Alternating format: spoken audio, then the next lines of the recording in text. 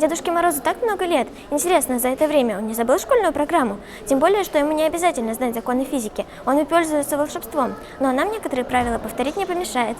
В Музее занимательных наук «Интеллектус» в преддверии Нового года проходит не обычный утренник, а научный – загадки Деда Мороза. У них даже вместо традиционной елочки – гиперболоид параболический. Здесь сказочные персонажи помогают лучше знакомиться с физическо-химическими процессами, которые проходят в повседневной жизни. О природе некоторых из них мы даже не задумываемся.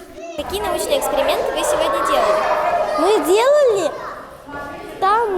делали радужные руки, мы делали бомбу, хлопушки.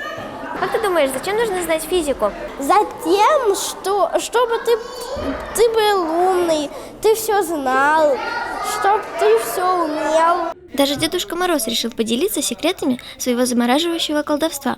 Оказывается, волшебник иногда пользуется даже жидким азотом, а с помощью окислительно-восстановительных реакций облегчает себе некоторые задачи. Я не боюсь, все под контролем, я же Дед Мороз, у меня все под контролем, хотя иногда вот бывают какие-то вещи. Но какой Новый год без подарков? Но здесь они тоже полезные, научные. Что тебе подарил Дед Мороз? Мне подарил вот такую линейку для рисунков. Еще спиннер, шарик, волчок и компас. Что ты будешь делать с этими подарками?